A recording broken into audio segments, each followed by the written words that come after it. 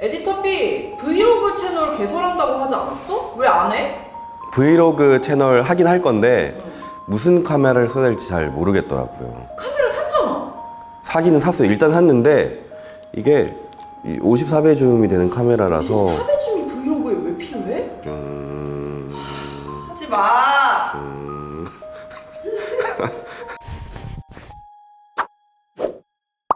안녕하세요, 디에디트 에디터 H입니다. 여러분, 요즘 직장인 3대 거짓말 중에 하나가 이거라고 합니다. 나도 유튜브 시작해야 되는데. 다들 유튜브 시작한다고 말은 하는데 채널명을 막 반년씩 고민하고 카메라 뭐 쓰지? 이러면서 또 막 반년 고민하고, 그리고 다들 결국 채널 개설을 안 해. 저는 브이로그는 거의 찍지 않지만 제가 또 브이로그 보는 건 좋아하거든요. 근데 제가 구독하는 채널의 크리에이터 분들을 보니까 소니나 캐논의 똑딱이 카메라를 쓰는 분도 많지만 그냥 스마트폰 하나를 들고 다니면서 찍는 분도 많더라고요.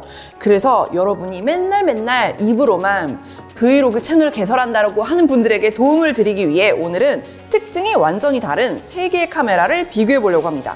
첫 번째는 아이폰 12 프로, 그리고 두 번째는 소니 GV1, 세 번째는 고프로 히어로 9 블랙입니다. 이 두 제품은 리뷰를 위해 최신 모델을 잠시 대여한 상태고요. 소니 GV1은 예전에 소니에서 보내주셨던 제품입니다. 오늘 영상은 특정 제품을 홍보하려는 목적은 조금도 없고요. 각 브랜드에서는 제가 이런 영상을 찍는 줄도 모르고 있습니다. 정말 브이로그용 카메라로서 사용해봤을 때 특징과 장단점이 무엇인지를 제 생각대로 솔직하게 정리해서 알려드리도록 하겠습니다. 먼저 미리 설명을 해드려야 할 부분이 이 셋은 특징이 정말 달라요.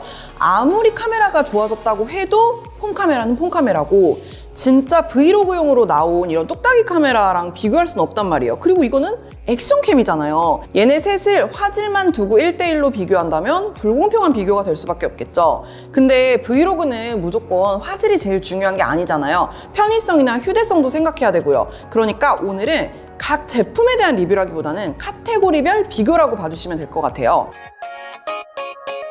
먼저 무게를 비교해볼까요? 스마트폰은 제품에 따라서 무게 차이가 크겠지만 오늘 사용하는 아이폰 12 프로는 187g입니다. 소니 GV1은 배터리 포함 본체 무게가 294g인데요. 이 촬영용 그립 없이 쓰기는 힘들기 때문에 얘까지 추가하면 215g이 추가됩니다. 그럼 결국 500g 정도가 되죠. 고프로 히어로 9은 본체 무게가 158g. 이 제품도 쇼티라는 삼각대를 꼭 같이 써야 하기 때문에 합치면 200g 정도입니다. 단순 무게를 떠나서 휴대성에 있어서는 여러분 스마트폰이 압승일 수밖에 없어요. 다른 카메라는 따로 챙겨야 되는 소지품인데 전화기는 다들 무조건 들고 다니잖아요. 대신 여러분도 아시겠지만 카메라는 촬영용으로만 쓸 수 있지만 스마트폰은 카메라 외에도 수많은 기능이 있기 때문에 얘로 브이로그를 각 잡고 찍기 시작하면 전화 걸기도 어렵고 카톡하기도 어렵고 불편한 상황이 자주 생기더라고요. 연락이 자주 오지 않는 분이라면 스마트폰으로 브이로그를 찍기에 유리하지 않을까 이렇게 생각합니다. 두 번째는 촬영 편의성입니다. 브이로그는 보통 혼자서 내 모습을 찍을 때가 많잖아요. 그러니까 내가 어떻게 찍히고 있는지 모니터링하기 쉬워야겠죠. 아이폰으로 찍으면 당연히 이 널찍한 폰화면으로 편하게 확인하면서 셀프캠을 찍을 수 있습니다. 문제는 이게 전면 카메라로 찍을 때만 가능하다는 거예요. 대부분의 스마트폰 후면 카메라의 성능이 훨씬 좋은데 화질이 떨어지는 전면 카메라를 써야만 내가 어떻게 나오는지 확인을 하면서 촬영할 수 있는 거죠. 빛이 충분한 낮에는 괜찮지만 어두울 때 촬영한다면 전면 카메라와 후면 카메라의 화질 차이가 훨씬 벌어질 수 있다는 거는 고려하셔야 할 것 같아요. GV1은 사실 완전 브이로그를 노리고 만들었던 모델이라서 셀프캠을 위해 각도 조절이 가능한 LCD 디스플레이를 지원합니다. 화면도 상당히 널찍하기 때문에 편하게 모니터링하면서 촬영을 할 수 있어요. 그리고 이 제품이 아니더라도 많이 사용하시는 캐논의 G7X Mark III 같은 제품도 모니터를 위쪽으로 180도 틸트할 수 있기 때문에 내 얼굴을 확인하면서 촬영하기 편하고요. 개인적으로 브이로그용 컴팩트 카메라를 산다면 가장 중요한 스펙이 요 모니터링용 LCD가 아닌가 생각합니다. 마지막은 고프로 히어로 9을 볼까요? 사실 브이로그용 카메라로 액션캠을 추천한다는 걸 좀 의아하게 생각하는 분들도 있을 것 같은데요. 제가 실제로 출장 가서 혼자 촬영할 때마다 이 예전 고프로 시리즈를 정말 요긴하게 썼었거든요. 근데 그때 제일 불편했던 게 지금 내가 어떻게 나오는지 고프로로는 이제 모니터링이 안 된다는 거였어요.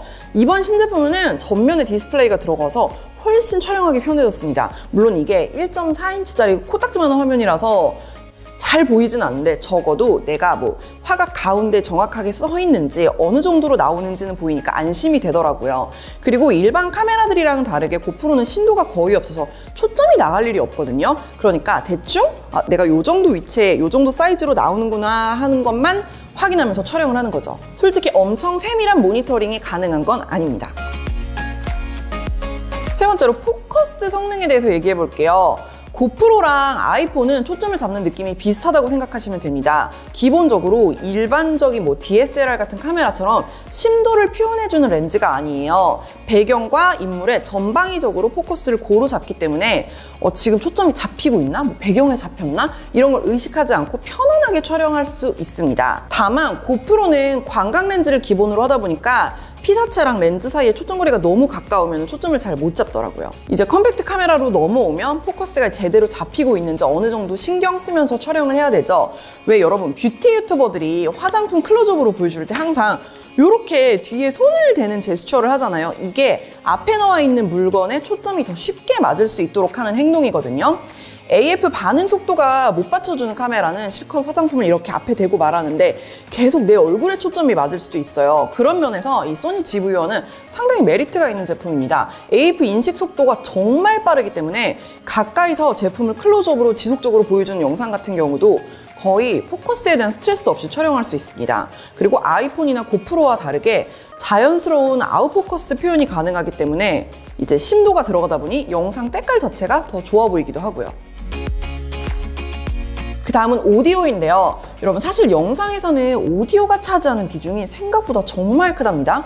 사운드가 더 깨끗하고 크게 녹음될수록 영상 자체의 몰입도도 높아지고 느낌도 생생하게 전달할 수 있지만 무엇보다 편집 과정에서 굳이 자막을 넣지 않아도 된다는 장점이 있죠. 브이로그 촬영을 하면서 막 카메라에 주렁주렁 커다란 마이크까지 다는 건 좀 부담스럽잖아요.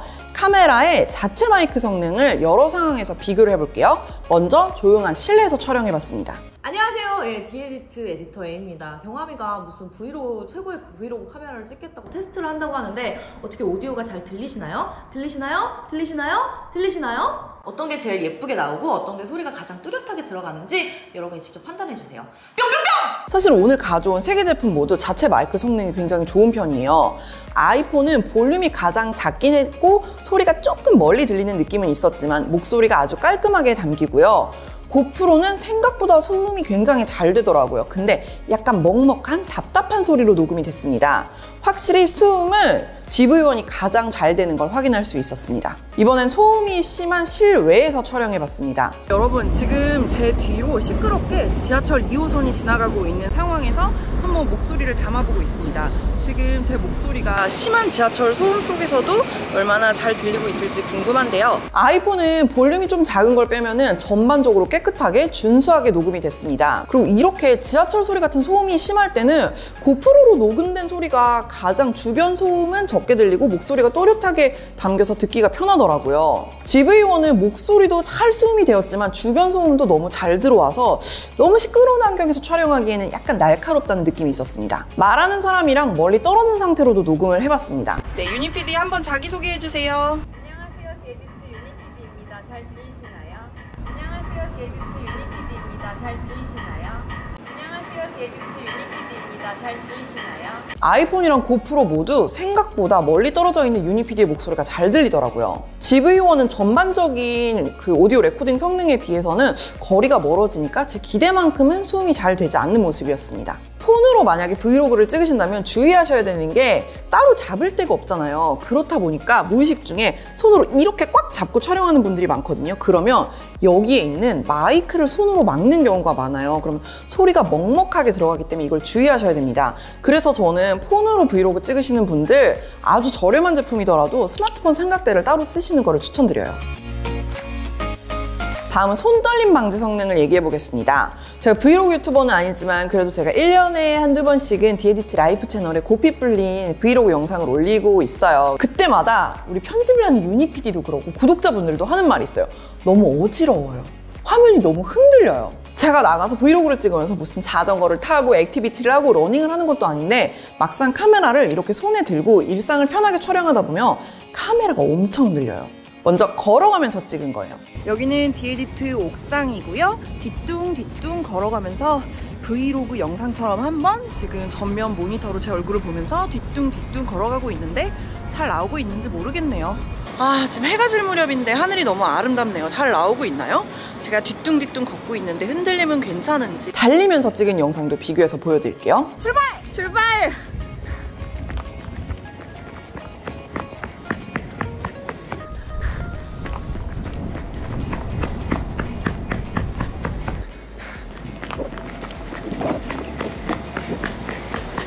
아이폰은 손떨방이 꽤 괜찮은 수준이죠. 근데 소니 GV1이 생각보다 흔들림 보정이 너무 안 되는 거예요.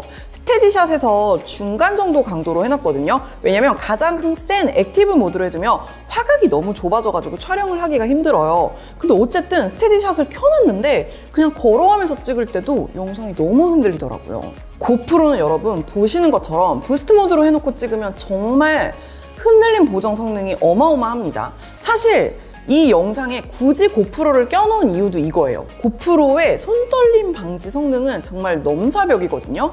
다른 카메라에 비해 고프로 화질도 떨어지고 사실 색감도 별론데 이 정도로 흔들림을 잘 잡아주면 여러분 아무렇게나 촬영을 해도 버리는 클립이 줄어들고 쓸 수 있는 소스가 훨씬 더 많아져요. 그리고 약간 짐벌을 쓴 것 같은 부드러운 느낌이 있어서 움직임이 있는 영상을 많이 촬영할 때 영상 퀄리티도 올라가고요. 다음으로는 저조도 촬영 결과를 한번 볼게요. 먼저 실내가 좀 어두운 카페에서 찍은 영상입니다.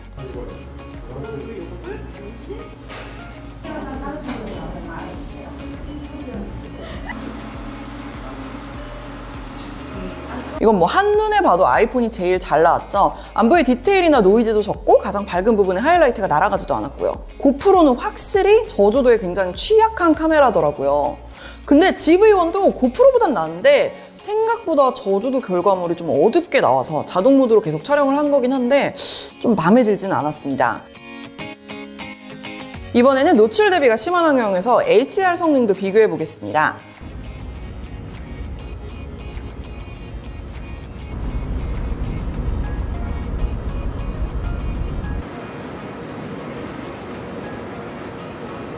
새 카메라로 촬영한 컷에서 하늘의 디테일을 비교해보면 역시 아이폰이 제일 노출을 잘 잡아주는 느낌입니다. 주변의 노출이 막 어두워졌다, 밝아졌다 이렇게 노출이 계속 바뀔 때도 많잖아요. 이 상태에서 셀프캠으로 촬영을 한번 해봤습니다. 아이폰 전면 카메라로 촬영한 거는 확실히 노출을 잘 못 잡아주는 게 후면 카메라에 비해서 성능이 떨어진다는 느낌이 있긴 하더라고요. GV1은 노출차가 어두웠다가 밝았다가 확확 변할 때 굉장히 빠르게 반응해서 놀라웠습니다. 어두운 곳으로 들어왔을 때도 얼굴 쪽이 바로 밝아지는 거 보이시죠? 그리고 고프로는 여러분 저조도에는 진짜 안 될 것 같아요. 빛을 등지는 순간 얼굴이 새까맣게 나와서 약간 공포 브이로그인 줄 알았어요. 아쉬웠습니다. 가장 예쁘게 나오는 카메라가 뭐냐고 물으시면 확실히 이 중에서 유일하게 진짜 카메라라고 할 수 있는 이 GV1이에요. 아웃포커싱도 되고 뭐 색감도 예쁘고 후보정하기에도 유리하고 음식도 좀 먹음직스러워 보이는 느낌으로 찍을 수 있었습니다. 그리고 확실히 얘는 그 피부 보정 기능이 있거든요. 그래서 화질도 좋고 심도 표현도 되는데 피부 표현만 뽀샤시하게 촬영을 할 수 있었어요. 그래서 저는 개인적으로 좀 그게 많이 마음에 들었는데 아이폰은 제가 지금 사용한 모델이 이번에 나온 그 아이폰 12 시리즈 특유의 색감 때문인지 생각보다 아이폰 전면 카메라로 찍은 게 인물이 너무 못생기게 나오는 거예요. 피부 색감이 너무 현실적인 느낌? 예쁘게 나온다는 느낌은 전혀 아니었어요. 아이폰 전면 카메라 후면보다 성능도 별론데 왜 이렇게 현실적으로 나와? 진짜 팔자주름 3D로 나오는 느낌인 거예요. 그리고 마지막으로 고프로는 솔직히 색감 때문에 고프로를 쓰는 건 아니잖아요. 그래도 색감이 너무 아쉬웠어요. 다른 거보다 음식을 찍었을 때 너무 맛없게 나오더라고요. 약간 죽은 음식에 시체를 찍은 것 같았어요. 근데 의외로 인물을 찍었을 때는 피부가 너무 노랗게 뜨기는 하지만 얘가 좀 화질이 그렇게 좋지 않다 보니까 적당히 피부 디테일을 문대줘서 개인적으로는 아이폰으로 찍은 것보다는 고프로로 찍은 거 볼 때 마음이 편했어요, 여러분. 네, 마지막으로 각각의 카메라로 촬영할 수 있는 화각을 보여드릴게요. 아이폰 12 프로는 같은 자리에서 망원, 광각, 초광각으로 이렇게 영상을 3가지 화각으로 찍을 수 있습니다. GV1의 줌렌즈는 35mm 환산 화각으로 24mm부터 70mm까지 사용할 수 있는데요. 사실 24mm로 두고 써도 브이로그용으로는 살짝 좁다는 느낌이 있었습니다. 그리고 고프로는 협각, 리니어, 와이드, 울트라 와이드의 4가지 화각을 제공합니다. 확실히 화각이 넓죠? 배터리도 진짜 중요한데요. 일단 아이폰부터 얘기를 드릴게요. 그럼 아이폰으로 만땅 충전을 해놓고 브이로그를 찍는다고 하면 하루 종일 영상만 찍기에는 부족함이 없어요. 근데 얘는 카메라가 아니잖아. 내가 이렇게 카톡도 보내고 인쇼도 하고 인스타도 올려야 되는데 브이로그는 찍을 게 충분하지만 카톡 보낼 배터리가 안 남겠죠. 그렇다 보니까 어쨌든 보조 배터리는 있어야 한다. 자유롭게 찍으려면. 그리고 GV1은 4K로 촬영하는지 FHD로 촬영하는지에 따라서 차이가 좀 있긴 하지만 배터리 용량 자체가 너무 작아요. 여기에 1240mAh짜리가 들어있는데 스펙상 최대 45분을 찍을 수 있다고 하는데 저는 그거보다 조금 안 되는 것 같고 하루 종일 찍기에는 그냥 무조건 불편합니다.